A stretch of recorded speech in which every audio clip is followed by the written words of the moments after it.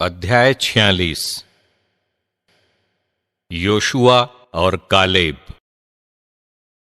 नून के पुत्र योशुआ शूरवीर योद्धा थे और भविष्यवक्ता के रूप में मूसा के उत्तराधिकारी। वह अपने नाम के अनुरूप प्रभु के चुने हुए लोगों के महान उद्धारक बने। उन्होंने इज़राइल को उसकी विरासत दिलाने के लिए आक्रामक शत्रुओं को दंड दिया। उन्होंने कितना यश कमाया जब वो अपने हाथ उठाते और नगरों के विरुद्ध तलवार खींचते थे। कौन उनके विरुद्ध टिक सका, क्योंकि वो प्रभु के युद्ध लड़ते थे। क्या सूर्य उनके हाथ से नहीं रोका गया और एक दिन 2 दिनों के बराबर नहीं बना? जब शत्रु उन पर चारों ओर से टूट पड़े तो उन्होंने सर्वोच्च प्रभु की दुहाई दी। प्रभु ने उनकी प्रार्थना सुनी और ओले के बड़े बड़े पत्थरों की वर्षा की। वे शत्रु सेना पर टूट पड़े और उन्होंने ढाल पर उतरने वालों का विनाश किया, जिससे राष्ट्र जान जाएं कि उनके शस्त्र कितने शक्तिशाली हैं। क्योंकि योशुआ प्रभु के लिए लड़ते थे और सर्वशक्तिमान का अनुगमन करते थे।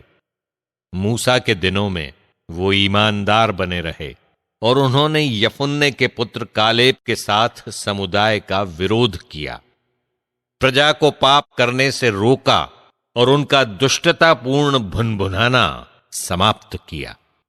इसलिए 6 लाख सैनिकों में ये 2 बचे और उन्होंने उस विरासत में प्रवेश किया जहां दूध और मधु की नदियां बहती हैं। प्रभु ने कालेब को बल प्रदान किया, जो उनकी वृद्धावस्था तक बना रहा।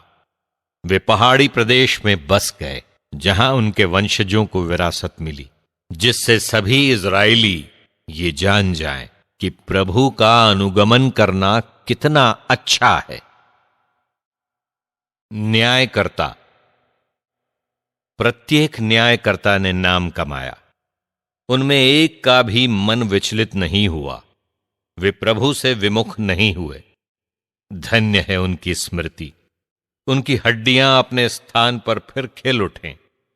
इन यशस्वी पुरुषों के पुत्रों द्वारा उनका नाम फिर चमके। समूएल। समूएल प्रभु के कृपा पात्र और नबी थे। उन्होंने राजत्व की स्थापना की और अपनी जाति के शासकों का अभिषेक किया।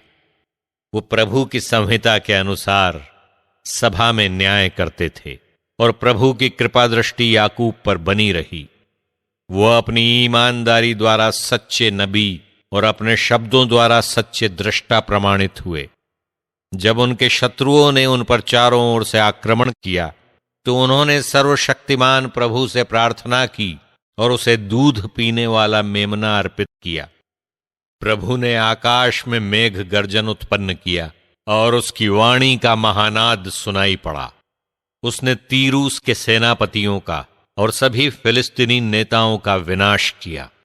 उन्होंने अपनी चिरनिद्रा के पहले ही प्रभु और उसके अभिषिक्त को साक्षी बनाकर कहा, मैंने कभी किसी का कुछ नहीं लिया, यहां तक कि किसी की चप्पल तक नहीं। उस समय किसी ने उन पर अभियोग नहीं लगाया। उन्होंने मरने के बाद भी भविष्यवाणियां की और राजा को उसकी मृत्यु की सूचना दी।